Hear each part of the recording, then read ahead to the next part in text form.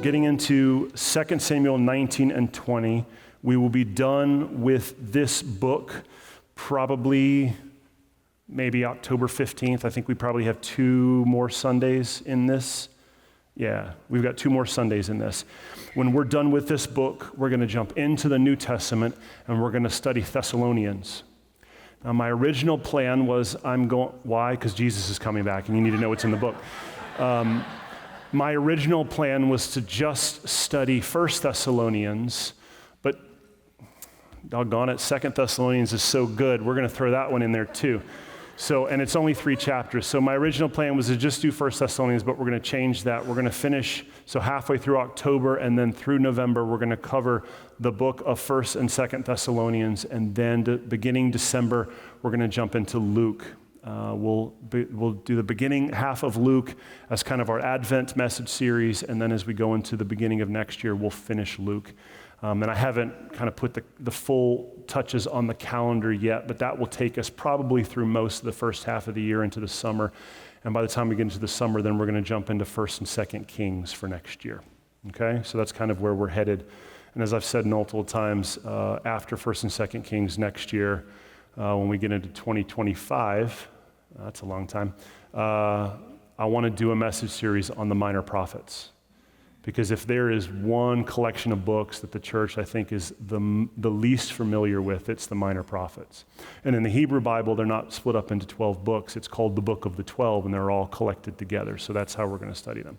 So if you just plan on sticking around for the next year and a half, 2 years, we'll get to the minor prophets. But we're starting today at the end of 2 Samuel, just a quick recap on what's happening, because last week was the end of a 6-chapter saga of David committing adultery, murdering a man to cover it up, and God bringing judgment on his house in the form of what's called Absalom's rebellion. So David's youngest son rose up against his father, drove him out of Jerusalem. And last week we ended with 6 chapters of sorrow and the judgment of God on David's house coming to completion. So essentially what happened was when David was run out of town, Absalom came in and set himself up as king, and he was given the advice to chase David down and kill him. But in that battle, David didn't die, Absalom died. Now, where we pick up our story today at the very end of 18, beginning of 19, David doesn't know that Absalom is dead yet. A messenger is about to bring that news to him. And the questions we have to consider as we read through 19 and 20 is, now that the war is over and Absalom is dead, how is David going to pick up the pieces of his kingdom? How should a returning king act? After failure, what do you do? When you have sinned and God has punished you and brought judgment, when the consequences and the full weight of your sin has come to its full fruition, what do you do next? How do you go home and how do you rebuild? And how do you treat the people? How does David treat the people when he goes home to Jerusalem that rebelled against him, that chose his son Absalom over him? When David comes home, how is he going to treat them? Will there be more bloodshed, or will he walk in forgiveness? How do you rebuild after failure? That's what we're going to be studying today as we go through 19 and 20. So let's pick up the story with the messenger coming to David, telling him that the war is over and his son is dead. We're going to start in 2 Samuel 18:31. It says, "Behold, the Cushite came, and the Cushite said, 'Good news for my lord the king, for the Lord has delivered you this day from the hand of all those who rose up against you.' And the king, who is David, said to Cushite, who is this messenger, 'It is well with the young man Absalom?'" He's asking about his son. And the Cushite answered, "May the enemies of my lord the king and all who rise up against you for evil be like that young man. He's dead, king. And I pray that anybody who tries to take your throne in the future will suffer the same death." Verse 33, the king was deeply moved and went to the upper chamber over the gate and wept. And as he went, he said, "Oh, my son Absalom, my son Absalom, would I had died instead of you. Oh, Absalom, my son, my son." And it was told to Joab, "Behold, the king is weeping and mourning for Absalom." So the victory that day was turned into mourning for all of the people. For the people heard that day that the king is grieving for his son. And the people stole into the city that day as people steal in who are ashamed when they flee in battle. The king covered his face, and the king cried with a loud voice, "Oh, my son Absalom, oh, Absalom, my son, my son." So Joab came into the house of the king and said, "You have today covered with shame the faces of all your servants, who have this day saved your life and the lives of your sons and your daughters and the lives of your wives and your concubines, because you love those who hate you and hate those who love you. For you have made it clear today that the commanders and the servants are nothing to you. For today I know that if Absalom were alive and all of us were dead today, then you would be pleased. Now therefore arise, go out and speak kindly to your servants, for I swear by the Lord, if you do not go, not a man will stay with you this night, and this will be worse for you than all the evil that has come upon you from your youth until now."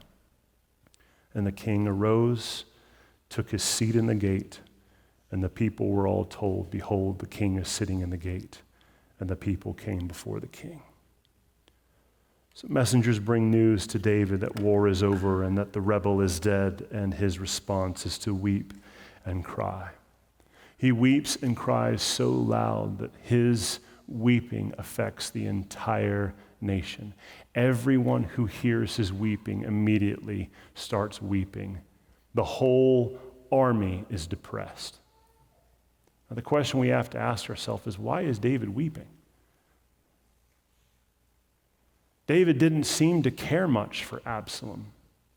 When Absalom killed David's other son and went into hiding, it was 3 years before anything was done to bring him home. And when Absalom finally did come home, he lived just down the road from his dad, and for 2 years his dad refused to see him. Now imagine that. 2 years, David is living in his castle, and Absalom is living right down the road, and they're not talking. David has time to meet with everybody. He's got Mephibosheth, who is not even related to him. He's related to the former king that was his enemy. Saul's grandson is eating at David's table every single night, but Absalom can't talk to his own dad. Why is David weeping? I think there's 2 reasons why David is weeping. The first is because David, in all of his mistakes, did love his son. And in all of his son's mistakes, still loved his son. And this is the 3rd son to die because of David's sin. This is all connected to his sin with Bathsheba and the murdering of her husband. He lost 3 children because of this. And by the time we get into 1 Kings, he's going to lose a 4th. David is a broken man, and he's broken because of his own sin. And that leads into the second reason why I think that he's crying, is because when David looks at his life, he's viewing his own sin as the real motivation behind Absalom's rebellion. And this is unique, because as we start to consider what kind of king is David going to be as he goes home, he's showing himself as the kind of king that he started his reign as. He's finally the shepherd again. He's the good shepherd, and he's coming back. And one of the first things that a good shepherd does, it doesn't constantly beat and blame the sheep. The shepherd considers in his own heart what sin is going on in my life that has led to the garbage that I see around me. What role have I played in all of this mess? That's the kind of leader that David is. But there's somebody in the story that doesn't understand that. because he's a different kind of leader. And this is the beauty of the way that God writes his story. He never just gives us a list of laws and says, that's it, follow it. He colors in the story with characters, and he contrasts them by putting them right next to each other. So now you've got a leader like David who's modeling for us reflection and humility, and you've got another leader standing right next to him, and this guy's name is Joab. And Joab has no time for reflection or humility, because in Joab's mind, the problem is never Joab. The problem is always somebody else. The problem is Absalom. David, why are you crying? This isn't your fault. Do you remember that Joab was the man who followed David's order to have Bathsheba's husband murdered? Joab's got a long list of dead bodies. He killed Abner, the head of Saul's army.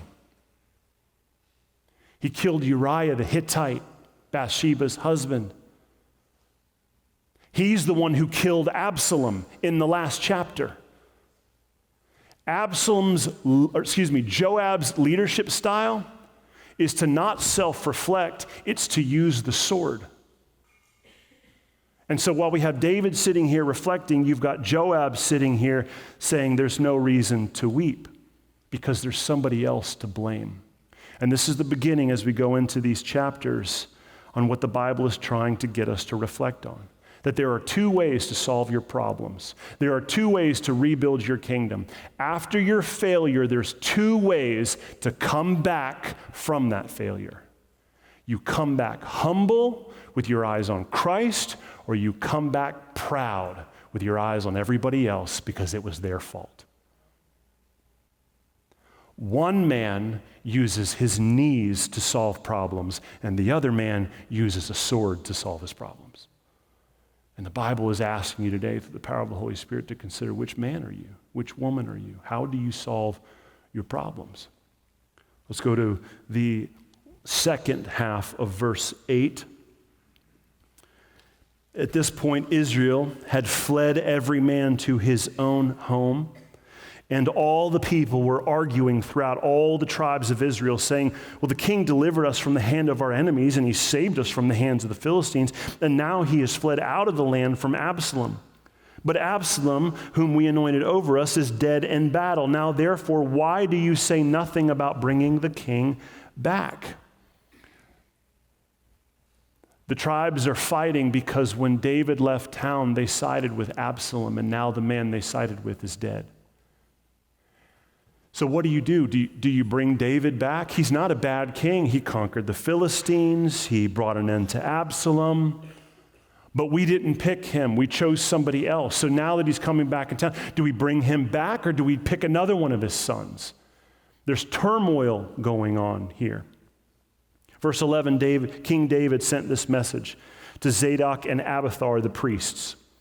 He says, I want the priests to give this message to the tribal leaders. Say to the elders of Judah, why should you be the last to bring the king back to his house when the word of all Israel has come to the king? That's a fancy way of saying the northern tribes don't have a problem with me being their king.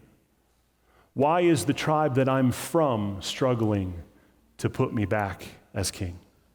You are my brothers, verse 12 says. You are bone and my flesh. Why then should you be the last to bring back the king? Say to Amasa, are you not my bone and my flesh? God do so to me and more also if you are not commander of my army from now on in place of Joab. And he swayed the heart of all the men of Judah as one man, so that they sent the word to the king, return both you and your servants. So the king came back to the Jordan, and Judah came to Gilgal to meet the king and to bring the king over to the Jordan. So in the midst of this conflict of the tribal leaders not knowing what they're going to do, David has two options. He can pick the sword, or he can pick diplomacy. He can pick Joab's way or David's way. See, he's the rightful king. God gave him that throne. And one option he has is to not have a conversation with the tribal leaders, but just come back in with a sword and say, who doesn't want me as their king? And just sit on the throne. That's Joab's preferred method. But that's not David's humble preferred method. Because this experience, this second experience where someone wants you dead and you have to hide in the wilderness, it has profoundly changed him. It has made him reflect on his years in the wilderness under Saul. And when he took the throne after Saul's death, he didn't take it by force. He waited for the tribal leaders to hand it over to him, and he's doing the same thing here. But he doesn't just wait for them. What he actually does is he appeals with something a little sweeter. There's this man named Amasa. Amasa was the commander of Absalom's army. So David was king, and his commander was Joab. And when Absalom set himself up as king and came into Jerusalem, he needed a commander of his army, so he appointed this guy named Amasa. So Absalom and Amasa come into Jerusalem as David and Joab are leaving Jerusalem. Amasa stays home. Absalom goes out to war. Absalom dies. David comes back with Joab, and he's not liking the kind of leader that Joab is. Because every time he turns around, Joab's murdering somebody. Joab, how did that meeting go? It went beautifully. They're going to do exactly what you want them to do. Because he's dead. David's had enough of this. So what he does, and news has gotten to David that Joab is the one who's killed Absalom. 3 strikes, you're out. So third dead body, we're done. So David fires Joab and hires Absalom's commander Amasa in order to sweeten the deal to the tribal leaders. If you come back, I will let the king that you chose that is now dead, I will let that man's commander now run my army. No hard feelings. And it works. Judah agrees, and David starts his journey home, choosing diplomacy over murder. Let's go to verse 16. As soon as he crosses over, he comes back, and Shimei, the son of Gera, the Benjamite, from Barim, hurried to come down with the men of Judah to meet King David. Now, you remember Shimei from the last chapter? He's the one who was shouting curses at David as David was leaving town. And Abishai, David's right-hand man, wanted to kill Shimei. And David said, don't kill that man. He's probably speaking God's curses over me. I don't know what this guy's saying, but it's probably God speaking through him, so don't kill him. David comes back over the Jordan River, and the first man he sees is the guy who was cursing him. And with him, it's funny, isn't it? Of course you're the first one there. With him were 1,000 men from Benjamin, and Ziba, the servant of the house of Saul, and his 15 sons and his 20 servants rushed down to the Jordan before the king. Ziba was the guy who was supposed to be over Mephibosheth's house, and left with the donkeys in the middle of the night with some story that Mephibosheth was going to turn on King David. So now all the people who turned their back on David and were in it for self-serving reasons and spoke curses over David, now they're the first ones greeting him back as he crosses the Jordan River. They cross the ford to bring over the king's household and to do his pleasure. And Shimei, the son of Gera, fell down before the king as he was about to cross the Jordan. He said to the king, let not my lord hold me guilty or remember how your servant did wrong on the day my lord the king left Jerusalem. Do not let the king take it to heart. For your servant knows that I have sinned. Therefore, behold, I have come this day, the first of all of the house of Joseph, to come down to meet my lord the king. And Abishai, the son of Zeruiah, said, shall not Shimei be put to death for this because he cursed the Lord's anointed? And David said, what have I to do with you, you sons of Zeruiah? Now, in case you've forgotten, Abishai and Joab are brothers. They are the sons of David's sister. And David says, what am I going to do with you, you sons of Zeruiah? That you should this day be as an adversary to me. Shall anyone be put to death in Israel this day? For I do not know. For do I not know that I am this day king over Israel? And the king said to Shimei, you shall not die. And the king gave him his oath. Now, this is a really funny story. On David's way home, he's meeting rebels and friends. And the first one there is this guy named Shimei, who was cursing David and wants he wants off the hook. He wants forgiveness. And David, the returning king, is here to forgive debts and pardon people. But next to him is somebody who's acting in the spirit of Joab, Joab's brother Abishai. And Abishai says, this guy should die for what he said. And this whole story, it sounds eerily familiar, doesn't it? The king has these two brothers who are such hotheads that at every turn they just want to punish people who don't accept the king. There's a story in Luke 9:53. There's these two boys, the sons of thunder, and Jesus goes into this town, and the town doesn't want anything to do with Jesus, and their way of dealing with the problem is, Jesus, do you want us to call down fire from heaven on this town and take care of these folks? We will absolutely do it, because that's what they deserve if you reject the king. And the story has another familiar ring too. Do you remember the story where Jesus and Peter are having a conversation, and Peter tells Jesus what's not going to happen? You're not going to go to Jerusalem. You're not going to die. And what does Jesus say to him? Get behind me. The word Satan in Hebrew is the very same word in verse 22 that's translated in English as adversary. Get behind me, adversary. Get behind me, Satan. What am I going to do with you, sons of Zariah, you sons of thunder? Get behind me, Satan. What are we to make of this? That it doesn't matter that the story is separated by thousands of years between two different kings. Our ways are always our ways, and they rarely match up to the king. We always think we know better, and we're always trying to push our ways in front of the king, and our ways always seem to look like Joab and Abishai and the sons of thunder. They're not getting it, so let's go ahead and punish now. But that's not what the king is here to do. The king is here to pardon. The king is here to forgive. The king is here to wash away debts with his own bloodshed. But the king is also struggling with his own followers because his own followers want to settle debts, get even. They want to put people in their place. I just want you to consider how long-suffering our king is with his people when he has to suffer through all of our nonsense because we simply refuse to accept his ways over our ways. Let's go to verse 24.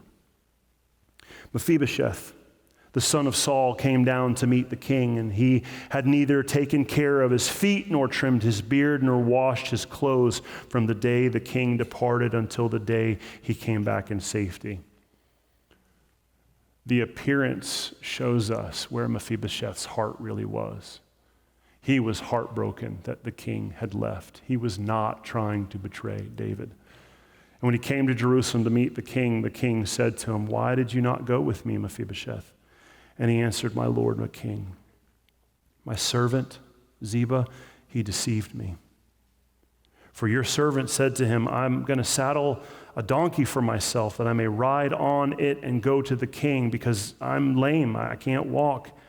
But your servant slandered your servant to my lord the king. Ziba told you a lie. But my lord the king is like the angel of God. So do therefore what seems good to you. For all my father's household were but men doomed to death before my lord the king. But you set your servant among those who eat at your table. What further right have I then to cry to the king? I'm not going to make my case. You've already shown me more hospitality in my life than anybody has ever shown me. I'm putting my future in your hands. Verse 29, the king said to him, why speak any more of your affairs? I have decided you and Ziba shall divide the land. And Mephibosheth said to the king, let him take it all. Since my lord the king has come home safely, all I really wanted was you to be back safe because you're the only one who's ever been kind to me. I don't want land. I don't need property. All I need is you. And then the story shifts to this other character. Now, Barzillai, the Gileadite, had come down from Rogelim, and he went on with the king to the Jordan to escort him over the Jordan. Now, Barzillai was a very old man, 80 years old. 80, that's what the Bible calls you old, if you're 80. So you're old. He had provided the king with food while he stayed at Mahanaim, for he was a very wealthy man. So when David was in hiding from Absalom, this man cared for David. He let David stay in his house. He fed him food. Verse 33, the king said to Barzillai, come over with me, and let me provide for you with me in Jerusalem. Let me return the favor. And Barzillai said to the king, how many years have I still to live that I should go up and live with the king in Jerusalem? I am this day 80 years old. Can I discern what is pleasant and what is not? Can your servant taste what he eats and what he drinks? Can I still listen to the voice of singing men and singing women? Why then should your servant be an added burden to my lord the king? He's saying, I've got a home. You don't need to take me on. Your servant will go a little way over the Jordan with the king. I'll come with you just a little bit, but why should the king repay me with such a reward? I was just being kind to the king. But please let your servant return, that I may die in my own city near the grave of my father and my mother. But here is your servant, Chimham. Let him go over with my lord the king and do for him whatever seems good to you. And the king said, all right, Chimham shall go with me, and I will do for him whatever seems good to you, and all that you desire of me I will do for you. And then all the people went over the Jordan, and the king went over. And the king kissed Barzillai and blessed him and returned him to his own home. And the king went on to Gilgal, and Chimham went with him. And all the people of Judah, and also half the people of Israel, brought the king on his way. So we started this study today asking ourselves, what kind of king is going to return after what he's learned in this process? What is he going to be like? What is King David? How is he going to treat those who have wronged him? And what we find is him clearing all of the issues up with Ziba and Mephibosheth and offering hospitality to Barzillai and his servant. He's letting Shimei off the hook, and he's putting Abishai in his place. What kind of man is returning to Israel? A shepherd is returning to Israel. The man who is going to lead Israel is the kind of man God wants to lead Israel, a shepherd. And he's going forth with forgiveness. He's not looking to quarrel. He's not looking to start a rebellion. He's looking to bring peace back to the city. But not everyone wants what the king wants. And in the midst of the king doing his great work among God's people, forgiving sin, clearing slates, wiping away sin, restoring people who were far away, working through the ministry of reconciliation, there are those who want to set themselves against the work of the king. And all they want is calamity and destruction and power for themselves. But this is the life of the shepherd. You have to tend the sheep to prepare them to become a sacrifice for the Lord, and you've got to keep the wolves out. And if you only do one of those jobs, the wolves will be out, but the sheep will suffer. Or the sheep, they will have a nice, comfy bed, and they will feel so good about themselves, but they will be ravished by wolves. The shepherd has to do both. And David, as he comes back into town, he has to do both. A rebellion is brewing even in the midst of him letting people off the hook. Go to verse 41. All the men of Israel came to the king and said to the king, why have our brothers, the men of Judah, stolen you away from and brought the king and his household over the Jordan and all David's men with him? So the northern tribes, the 10 northern tribes of Israel, they're mad that Judah is acting all nice and kind to David when they're the ones who chose Absalom over David. The men of Judah answered the men of Israel, because the king is our close relative. He's from our tribe. Why then are you so angry at this matter? Have we not eaten at all the king's expense? He hasn't bribed us. We've done this on our own accord. He hasn't given us any gift. Verse 43, the men of Israel answered the men of Judah, we have 10 shares in the king, and in David also we have more than you. Why then did you despise us? Were we not the first to speak of bringing back our king? But the words of the men of Judah were fiercer than the words of the men of Israel. And it happened to be there, in that midst of turmoil, a worthless man whose name was Sheba, the son of Bichri, a Benjamite. And he blew the trumpet in the middle of all the nonsense and says, we have no portion in David, and we have no inheritance in the son of Jesse, every man to his tents, O Israel. So all the men of Israel withdrew from David and followed Sheba, the son of Bichri. And the men of Judah followed their king steadfastly from the Jordan to Jerusalem. So in the middle of all of the forgiveness and the restoration, a division is going on between the north and the south. Now, there's always a division between the north and the south. It seems to, not matter what country it is, there always seems to be a division. There's never a division between the east and the west. It's always the north and the south. And in the north, you have these 10 tribes, and in the south, you have Judah. And you had Benjamin also, but he kind of switched sides. Sometimes he was north, sometimes he was south. But Judah was the primary southern region. Now this is, by the time David's grandson takes the throne, the whole kingdom is going to split, and the north is going to have their own king, and the south is going to have their own king, and it's going to be mayhem for many years. But at this point, David's still trying to hold the nation together. But the north is mad because the southern tribes are treating them poorly.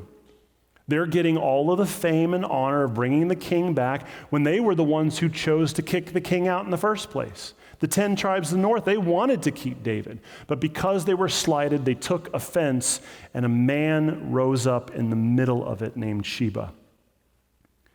And he takes advantage of this, and he brings about a rebellion. But here's the thing, this is why this rebellion is so dangerous, because Sheba is from the tribe of Benjamin, and that's the same tribe Saul was from. See, if you're just looking at the political aspects of this, Saul was chosen by God to be king. Saul was a Benjamite. Saul's ancestors should have stayed on the throne, but God kicked him off the throne and chose someone else. He chose David from the tribe of Judah. So there is a sense among the Benjamites that they have a claim to this throne, then somebody else is sitting on it, and this guy named Sheba takes advantage. He rises up in the middle of the argument and says, I'll tell you what, Israel, let's get out of here. We're going to reject David as our king if they're not going to show us respect. So they turn around and go home. David now has an issue he has to solve. Now, I said earlier that good shepherds tend the flock and keep out the wolves. It needs to be in that order. You can't lead with keeping the wolves out because the sheep are always going to come second. The sheep have to be cared for, raised up, trained, and also you have to keep the wolves out. But caring comes first. That's what David leads with. Joab is a different story, and we're going to find that out in a minute. The fascinating part about these two chapters is that Joab's name is mentioned over 22 times. Because these two men are set up against each other as contrasting examples of what kind of leader you should be. So David is modeling for us, how do you return from failure? You return from failure humble. You return from failure forgiving. You return from failure working on reconciliation, not being right. But there's another guy who desperately wants to be right, and he'll do anything to keep his power. Let's go to verse 3. The story gets intense. Now remember, Amasa is the head of David's army at this point, and Joab has been fired, but Joab hasn't disappeared. He's still around. David came to his house at Jerusalem, and the king took 10 concubines whom he had left to care for the house and put them in a house under guard and provided for them, but did not go into them. So they were shut up until the day of their death, living as if in widowhood. These are the concubines who Absalom exploited in the previous chapter in order to display his dominance as a better king over his father. And the king says to Amasa, "Call the men of Judah together to me within 3 days and be here for yourself." So he says to his commander, "I want you to go out to Judah. I want you to get all of the men that you can find, and we're going to go out and we're going to chase down this guy named Sheba. We're going to deal with this rebellion. I've done all the tending and caring of the flock that I need to, and it's time to deal with the wolves. So go get me men." So Amasa leaves to go find men of Judah. Verse 5, Amasa went to summon Judah, but he delayed beyond the set time that he had been appointed him. Amasa wasn't good at time. He's like some church folk that they don't realize the church starts at 10 o'clock. They think it starts at like 10:17 or 10:31. That's Amasa. There's one in every one of God's family. They just show up whenever. David says to Abishai, "Now Sheba, the son of Bichri, will do us more harm than Absalom. Take your Lord's servants and pursue him, lest he get himself to fortified cities and escape from us." And there he went out after him. There he went out after him, Joab's men and the Chetherites and the Pelethites and all the mighty men. They went out from Jerusalem to pursue Sheba, the son of Bichri. So Amasa is late, so what David says is we have to deal with this now. We can't wait for Amasa to get back because there's no telling when he's going to be here. So Abishai, I want you to take the men. And Joab's over in the corner going, "I'm here, I can do it." David's like, "No, Abishai, your brother, not you, Abishai." So Abishai takes the men, they go out, and they start heading to deal with this Sheba issue. It's time to deal with unrepentant sin. But there's a problem because Abishai and Joab are brothers. And as they start heading out, pick up in verse 8. When they were at the great stone that is in Gibeon, Amasa came to meet them. So he finally shows up, and Joab was wearing a soldier's garment, and over it was a belt with a sword in its sheath fastened on his thigh. And as he went forward, it fell out of its sheath into his hand. And Joab said to Amasa, "It is well with you, my brother." And Joab took Amasa by the beard, as you did back in those days, with his right hand to kiss him. And Amasa did not observe the sword that was in Joab's other hand. So Joab struck him with it in the stomach and spilled his entrails to the ground without striking a second blow. He died. Joab and Abishai, his brother, pursued Sheba, the son of Bichri. And one of Joab's young men took a stand by Amasa and said, "Whoever favors Joab and whoever is for David, let him follow Joab." And Amasa on the ground lay wallowing in his own blood in the highway. And anyone who came by seeing him stopped. And when the man saw that all the people stopped, he carried Amasa out of the highway into the field and threw a garment over him. And when he was taken out of the highway, all the people went after Joab to pursue Sheba, the son of Bichri. So on the way out of town, Abishai is leading David's army to go take care of Sheba. Joab is just kind of shuffling along, hanging out with his brother, and they come up on Amasa. Amasa has amassed all of the men of Judah. So Amasa's got a group, and Abishai's got David's warriors, and Joab comes up with a sword and grabs him by the beard and strikes him right there in the stomach and kills him in front of everybody. And his body is laying on the ground, bleeding, and Joab's servant comes up and shouts to the men who have come with Amasa, "It's time to pick who you're with. You with Joab and David or not?" Now, what would you do? I just watched this dude he just stuck him right in the belly. I guess, yeah, we're with David. Joab, yeah, man, what do we do now? So Joab has his job back. He pushes his little brother to the side, and Joab is now the head of David's army. And here's the irony of the whole situation. Joab was fired, but he took his job back because he murdered the guy who had his job. This is the fourth murder on Joab's rap sheet. And what we have now is a rebel chasing a rebel. A man who is rebelling against David's wishes to take out a man who is rebelling against David's wishes. This is the mind of Joab. The man who does not consider his actions, he only considers the result. The ends justify the means. I'm doing the right thing. Don't question my ways. The Bible is not okay with that. God is clear that the ways are part of the end result. There is not just you coming to this conclusion. There is the entire journey you took on the way to get there. Now, before we finish the story, I want you to have a mental picture of where this is taking place. So if you throw that map up on the screen, I want to show you the path of this rebel hunting a rebel. So we're going to zoom in right here on the Middle East. What you have is over here, Mahanaim. This is where David was hiding out in. This is the area where the battle took place, where Absalom died. The red line is David traveling back to Jerusalem. He crosses over the Jordan River here, comes over to Jericho, and he comes back to Jerusalem. The yellow line is the path of Joab and Abishai traveling north to find this guy named Sheba. Now, it's funny. See how far Sheba ran? He's all like, we don't want anything to do with you, David. And he turns around and runs all the way to the north, higher than the Sea of Galilee. So he's hiding out up here in the mountains, and Joab and Abishai are going to go take care of him. Now let's see what happens when Joab shows up. Now remember, Joab's ways, they're not like David's ways.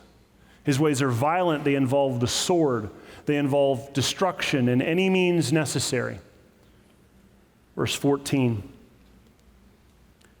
Sheba passed through all the tribes of Israel to Abel, Obeth Maacah, and all the Bikritites assembled and followed him in, and all the men who were with Joab came and besieged him in Abel of Beth Maacah. They cast up a mound against the city, and it stood against the rampart, but they were battering the wall to throw it down. And a wise woman called from the city, "Listen, listen. Tell Joab, come here, that I may speak to you." So he came near to her, and the woman said, "Are you Joab?" And he answered, "Yes, I am." And she said to him, "Listen to the words of your servant." And he said, "All right, I'm listening." And she said, "They used to say in former times, 'Let them but ask counsel at Abel.' And so they settled the matter." So our town is known for diplomacy. It's known for listening and considering and bringing about an outcome. Verse 19, "I am one of those who are peaceable and faithful in Israel.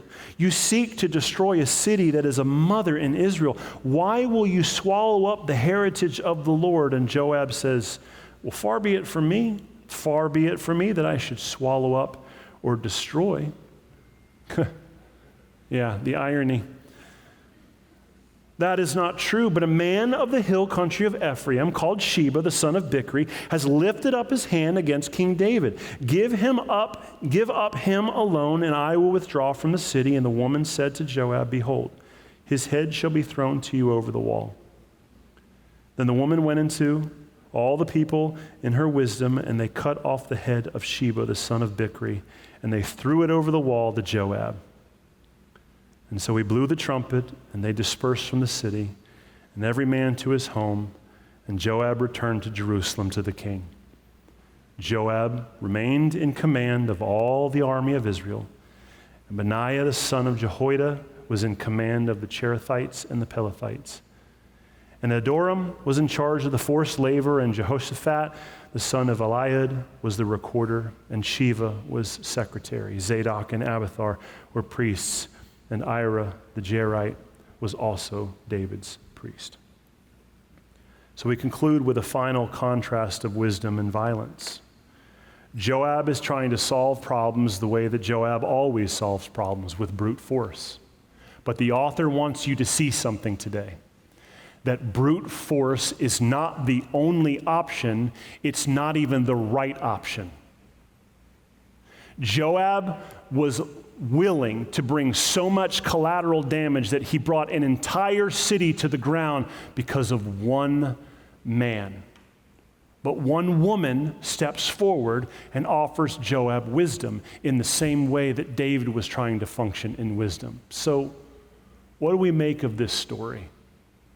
After all of this reading and all of these characters, what are we supposed to glean? What is the Spirit showing us today about the way that we're supposed to return from failure, about the way that we're supposed to rebuild in the process? Well, the first thing it shows us is that reconciliation and restoration are a very messy business, but it's worth it.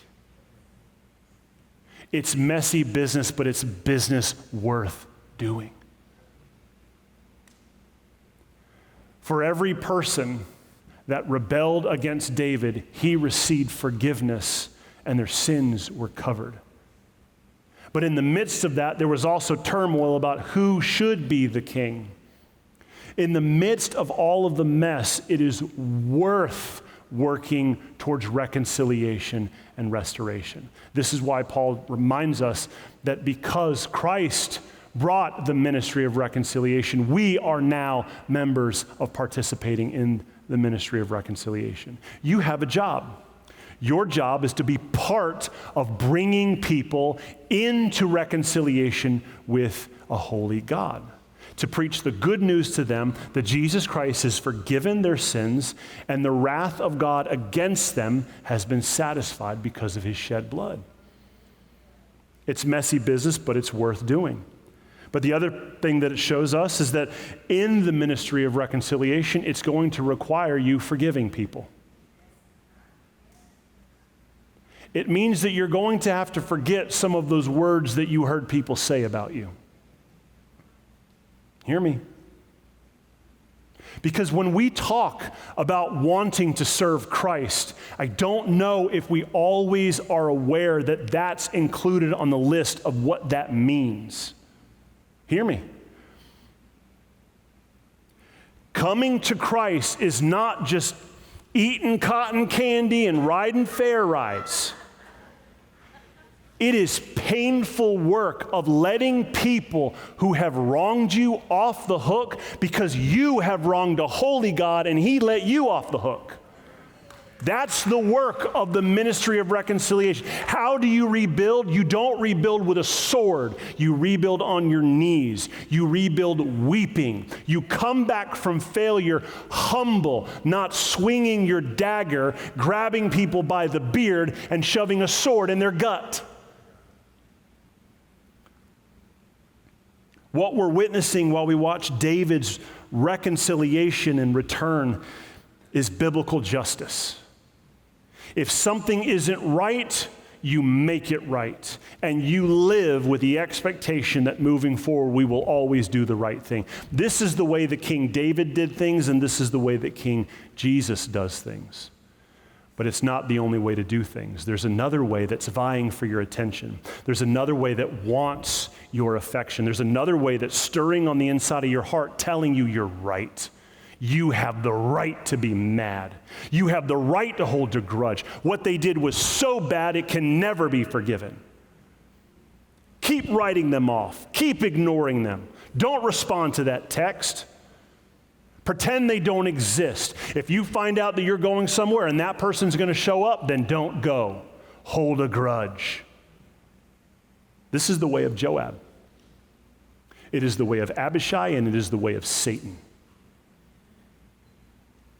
I'm going to expose for you that what you have been believing is a lie. What the king deals in is forgiveness and reconciliation and moving forward and letting people off the hook. And what the enemy deals in is deception and lies and murder. And you can tell yourself when that little voice gets inside of your head, God, no, I'm doing the right thing. And I'm doing it no matter the cost, whatever means necessary, it doesn't matter the collateral damage. I've got to be right.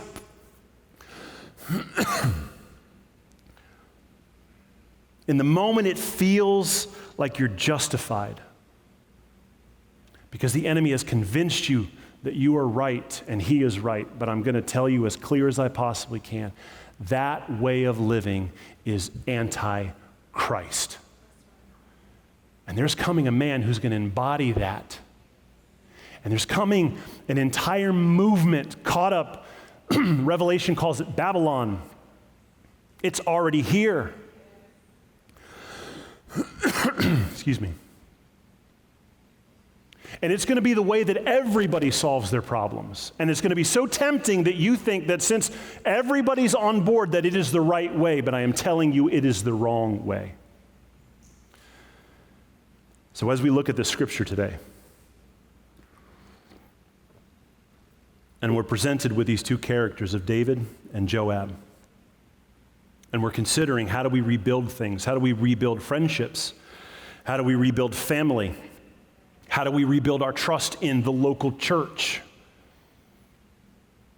How do I start trusting again? How do I stop blaming past hurts on why I'm not currently doing any ministry right now? How do I move forward out of this state of just being completely locked in paralyzing fear because I feel like I don't know enough, or somebody sinned against me, or I saw things online that I didn't like about this church, or I read this one blog about this one person, or I spent too much time on YouTube listening to other people talk about things, or I spend most of my time, like I don't really know the Bible, I haven't read it, but I've read a lot of people who have read it and they've said these things and they've let me down. How do you rebuild moving forward? David shows us it's through humility and repentance and getting low. But you have to be aware that there is another way that is going to vie for your attention, and it's going to convince you it is the right way, and that is through violence, it is through war, it is through swinging the sword, it is through making sure that you're always right, it is through putting other people in their place, it is by stepping on other people to achieve your personal goals, because all that matters is being right.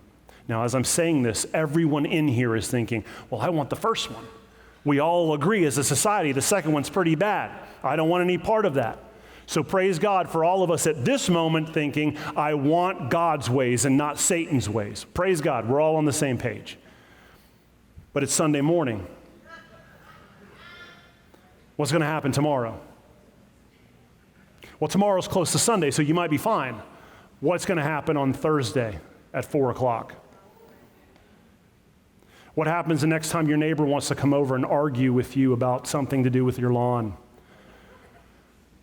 Or a waitress at a restaurant who's supposed to be serving you food doesn't give you the quality of service you think you should give. You're going to lose it? You're going to pull the dagger out?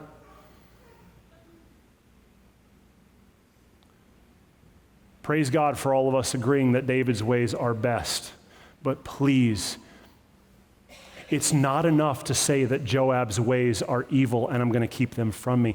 You also have to be careful of how close you keep Joab to David. Hear me. This is what I want to end on.